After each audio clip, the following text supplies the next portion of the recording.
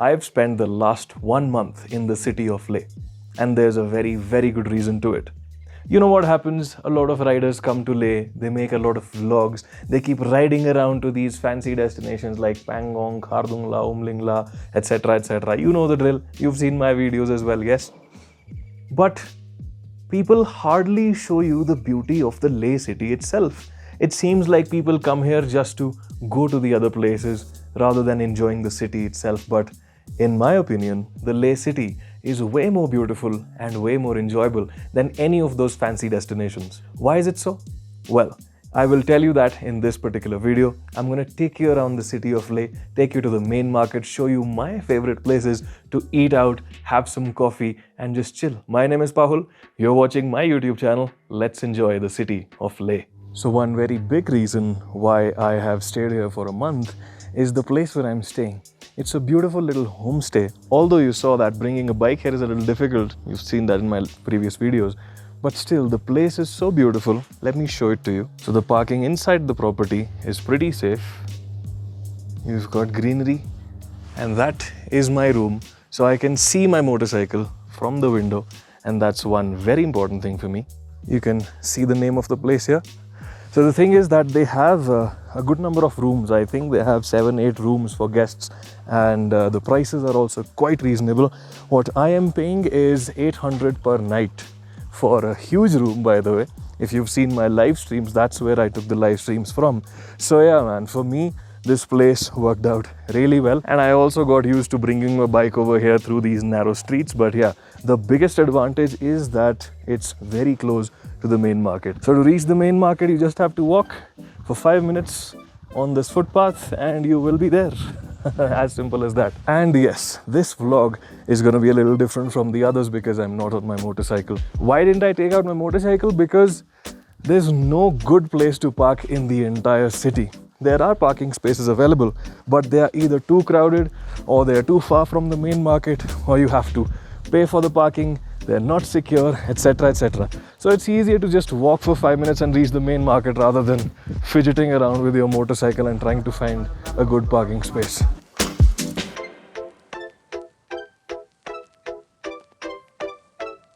That is the very famous Leh Palace, and you can literally see it everywhere from the city. So if there are hotels telling you that they have a palace view room, they can be anywhere in the city. So you have the city's main Gurdwara over here, and this is in a very interesting street. This street, my dear friends, is known as the Baker's Street. Or I should say in Kashmiri, Nanwai Gali kehte hain isko.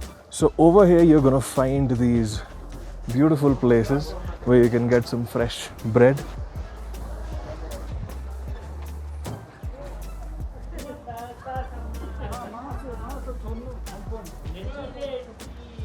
So the entire street is filled with these local bakers and you can get fresh Kashmiri bread every single day over here. Just come here, get some fresh bread, slather a lot of butter on it and enjoy it as much as you want. And I have had so much of that, I don't want to have it anymore. Now we're entering the main market.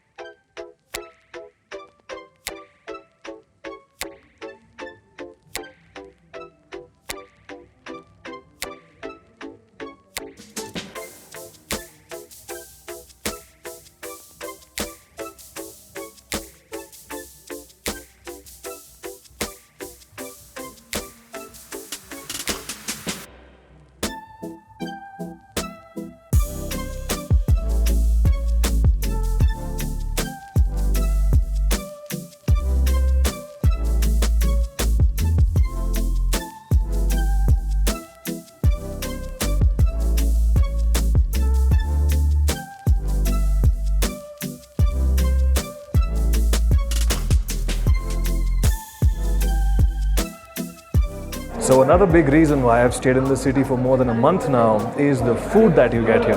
The food over here is very different from what you'll get in the rest of the country. It's Tibetan inspired cuisine, so all the Ladakhi authentic dishes taste very similar to the Tibetan food that you will get. And there are so many beautiful Ladakhi Tibetan kitchens across the city. One of my favorites is the one that I am going to right now, the Chimat Tibetan kitchen. The thing is that it's a little crowded right now. There's no table that's free, so that's why I'm sitting on the stairs. But as soon as I get a table, I'll go inside and I'll show you the food that you get over here.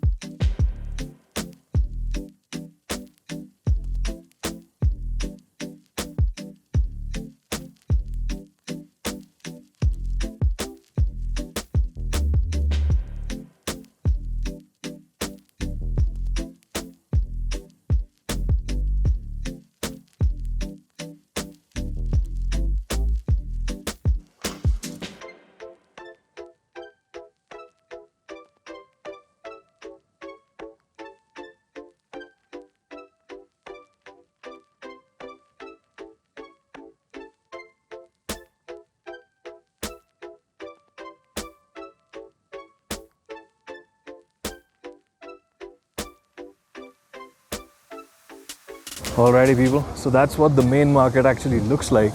So beautiful, especially because of the prayer flags that are hanging and fluttering all around.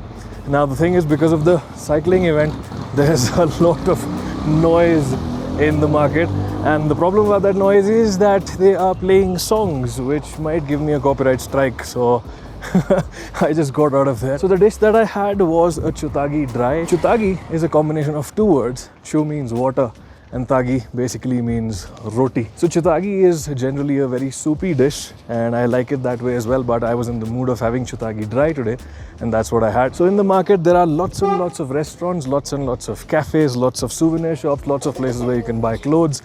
The market has everything that you can wish for. At this altitude I still get out of breath even though I've been walking here every single day. So now I'm going to take you to a very favorite cafe of mine.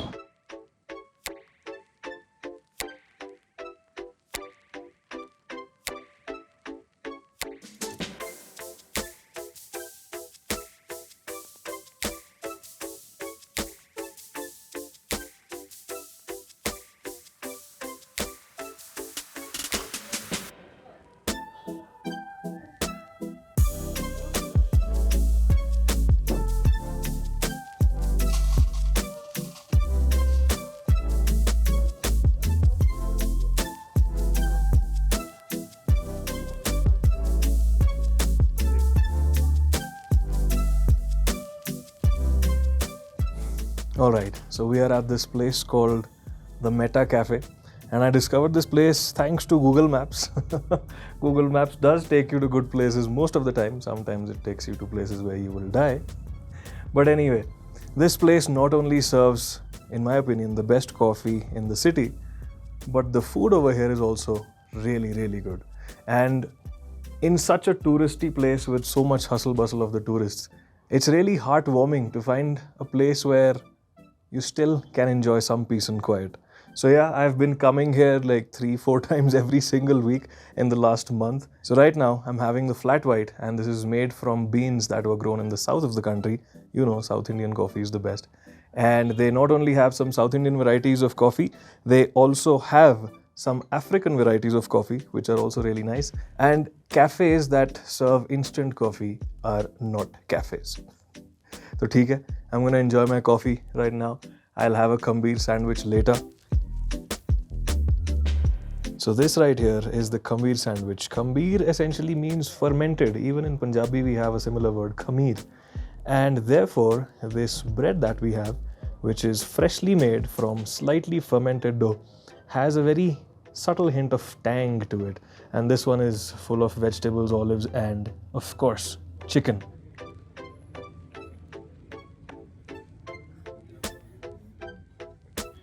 So the kambir sandwich that I had, that was chicken, but if you ever go to Lavender Cafe, I suggest that you try their mushroom and spinach kambir sandwich because that somehow tastes way better than the chicken kambir. So it's around 5 in the evening and I'm going back to the homestay. Why? Because today is a Sunday and it's a MotoGP race day and I never want to miss MotoGP. So yeah, the race starts at 5:30. I'll reach the homestay in like 5 minutes or so. आ गए जी वापस I'm back at my room. It's time for me to watch some MotoGP.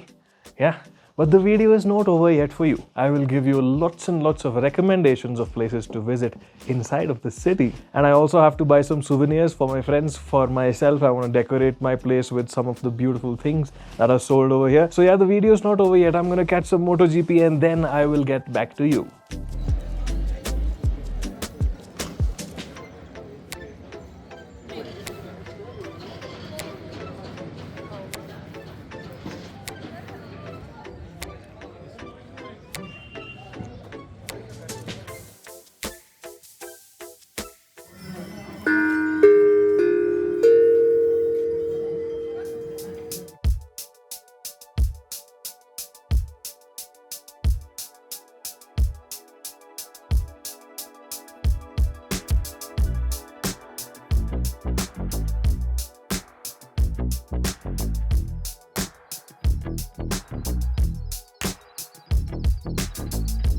So yeah, I'm gonna keep some stuff for myself, give some of it to my friends, and the most interesting thing over here,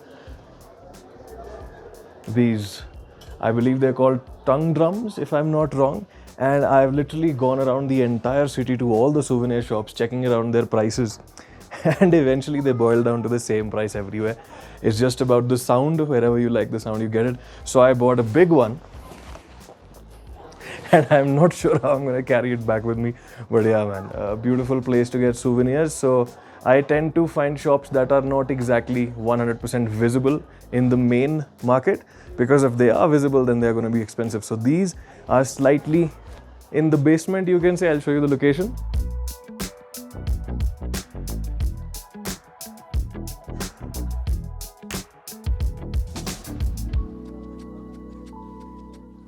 I would literally buy everything if I had infinite money.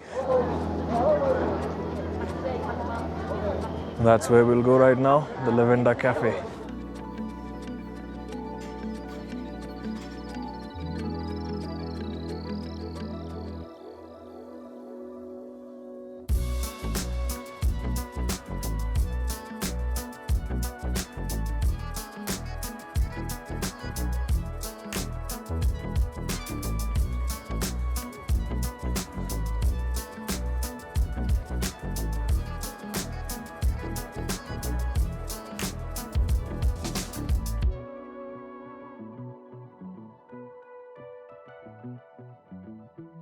So as you saw, the market looks the most beautiful before dusk.